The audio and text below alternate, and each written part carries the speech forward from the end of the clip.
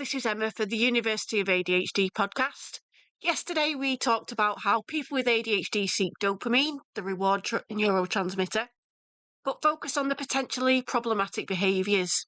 Today I'll be talking about using that drive for dopamine to get you and your brain on the same team to get things done, even really dull, uninteresting things that you leave forever and never get done. It uses something called gamification. All games, be it old-fashioned board games or computer games, cause dopamine release. If you think about how your typical computer games are designed, they all follow the same model. There's lots of small tasks which release small dopamine hits to keep you interested. This could be collecting rings, killing a foot soldier, or getting a line of blocks. If you just did this, you'd get bored very quickly. So there are big hits of dopamine to really get the reward chemicals flowing. This could be the boss at the end of a level or completing the Tetris puzzle. So you've got the little hits of dopamine keeping you interested and the big hits of dopamine keeping you in there. But also the dopamine hits come seemingly randomly to keep things interesting. You can't predict how the game's going to go. If you could, you wouldn't keep doing it. Gamifying things helps people with ADHD to stay focused. By creating an element of urgency, interest or fun, you can boot the brain into hyperfocus to get the things done that you'd normally put off. I'm going to look at 5 ways that you can do this. Number 1, the cleaning and tidying song. You've got a job that you hate to do, but it needs doing. You'd normally leave dirty dishes in the sink overnight, leave the vacuuming, not clear the empty wrappers and clothes from the floor. So what you can do is bring out the cleaning and tidying song.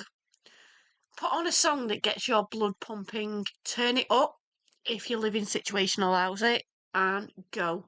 The challenge is to get as much done possible before the song ends. And if you've still got things to clean and tidy, pick another song and repeat. It doesn't have to be the same song each time. The more you mix it up, the better. Or if you like, you could put on your favourite podcast episode and challenge yourself to do as much as you can while that's on. Number 2, competition time. Get somebody else to do the same or similar task with you. This is called body doubling. You can do this via a video call or from in the same room. Make sure you set goals at the start and hold each other accountable. You can even turn it into a competition. Who can get the most done in a set time? You can do this with college or university work, ironing, cleaning the house, sorting out bills and life admin, pretty much anything. Procrastination isn't an option because you're accountable to the other person. Number 3, do the thing, then reward. The ADHD brain is programmed to get the reward, then do the thing. If it doesn't need to be done urgently, the thing can get left undone. So give yourself a time frame.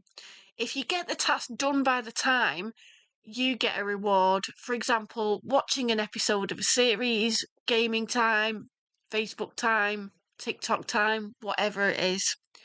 Limit this to 1 episode or 15 minutes, something like that. So you're not going to spend ages doing the reward. Then give yourself another thing to do for the next reward, and this could be a longer period of time. Number 4, the profanity post-it notes. Set a time aside when you're going to work on something.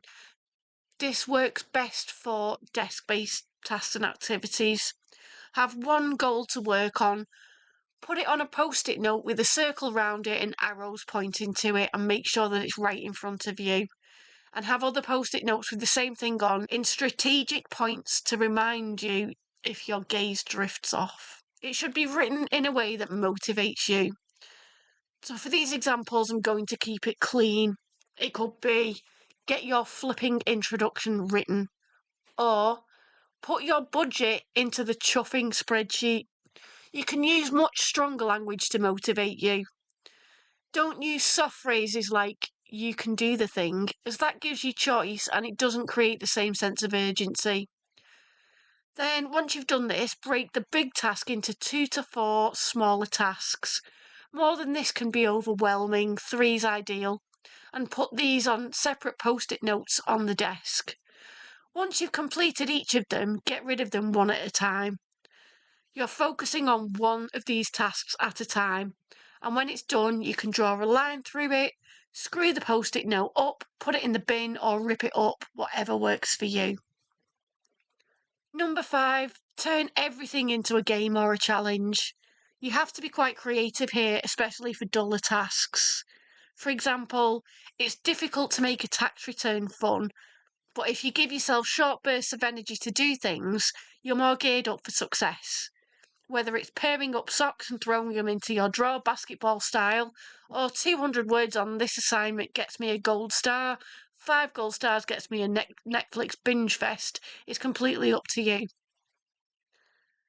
If you're interested in joining me on my Dopamine Camp for students, text dopamine to the number in the show notes. I'll see you next time when we're going to be looking at study tips for ADHD students. I'll see you tomorrow.